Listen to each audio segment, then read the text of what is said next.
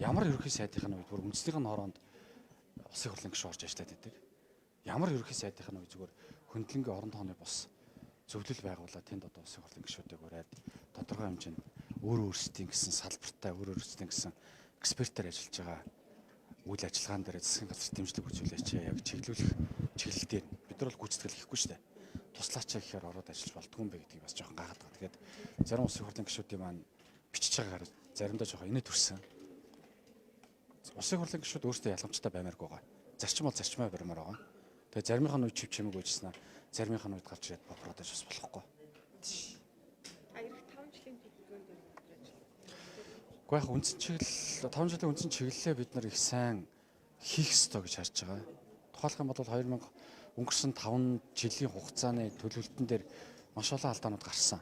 За тухайлх юм бол тусгай хамгаалалттай газар нутагтай холбоотой асуудлууд орсон байсан. Хэрэгжээгүй. Яагаад гэсэн тэнд засгийн газар дээр газрын хуультай нэгтгэж тусгай хамгаалалттай газар нутгийн тухай хуулийг оруулаа гэж зогсоочж байгаа. Тэгэхээр тусгай хамгаалалттай газар нутаг дээр хэрэгжүүлэх гэж байгаа менежмент шинжилэл өөрчлөлтүүд тэнд явах болчихж байгаа байхгүй. Гэтэл тэнд 5 жилийн төлөвлөлтөн дээр тусгай хамгаалалттай газар нутгийн хэмжээг томсгохтой холбоотой асуудлууд, тусгай хамгаалалттай газар нутгийн менежменттэй холбоотой асуудлууд, байгаль орчин сүлжилт, уур амьсгалын өөрчлөлттэй холбоотой асуудлууд хийх ёстой гэдээ орцсон. Тэр нь нойлчиж байгаа. Үр дүн ийм л байна. Засгийн газар өөрөө тэнд тодорхой хэмжээний үйл ажиллагааг нь зогсоох хэлбэр агуулад нөгөө талдаа 5 жилийн төлөвлөгөөн дээр нөгөө ажил нь унжих чийтэй байгаа. Гэтэл тэрийг засгийн газрын хяналт шинжилгээ үнэлгээний нөгөө нэг агентлаг байгаа шүү дээ. Тэр агентлаг нь 0 гээд яамных нь холбогдох албан тушаалнууд дээр нь арга хэмжээ авчиж байгаа. Хүч засгийн газар зогсоож байгаа юм дээр ягараа яамны мэрэгчлэлтэн арга хэмжээ авахултыг. Тэ? Гэх мэтлэнгээс ахуулаад ингээд бид нар бодох ёстой маш олон зүйлүүд байна. Тухайлх юм бол төрийн өмч. Өчигдөр би төрийн өмчийн дулааны 4-р сахилгаан станцтай холбоотой асуудлуудыг хөндсөн. 2023 оны 12 сарын 31-ний байдлаар 21.3 орчим тэрбум төгрөгийн нийт ашигтай гарч ирсэн компани 2024 оны 12 сарын 31-нд 365 хоногийн дараагаар 28.6 тэрбум төгрөгийн алдагдлалтай гарчиж байгаа.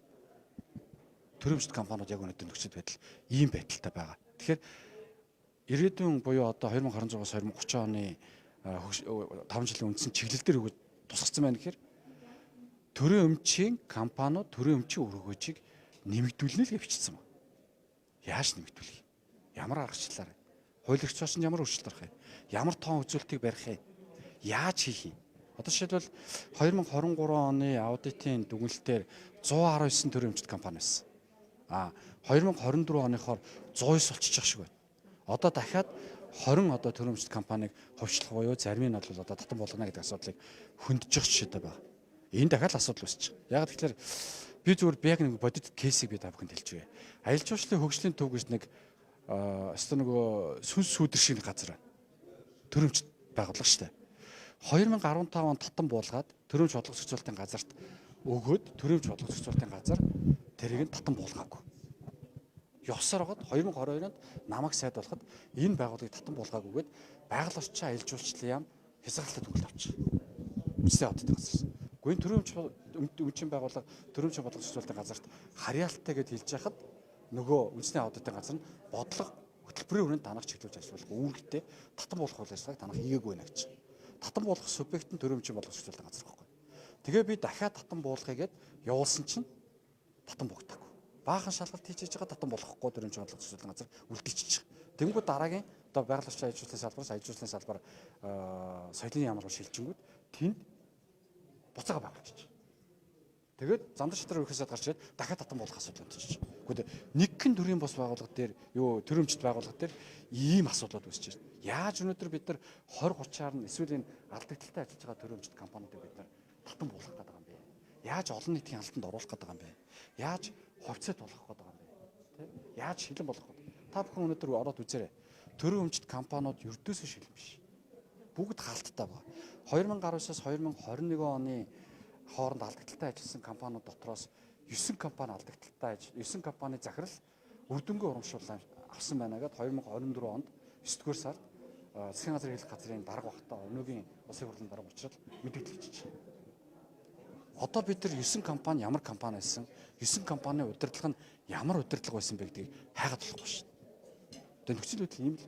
Тэгэхээр бид нар өнөөдөр энэ 5 жилийн үндсэн чиглэлтэй холбоотой асуудал дээр бол маш нухацтай ажиллахгүй болохгүй байна. Тэнд бол бид нар улсын хурлаас батлаад өглөө бидний ажил дуусаа үр дүн дээр нь бид нар асуудал ярина гэвэл улсын хурлын гишүүд гэдэг хүмүүс бол зөвхөн асуудал ярьдаг хүмүүс болж орох гэдэг.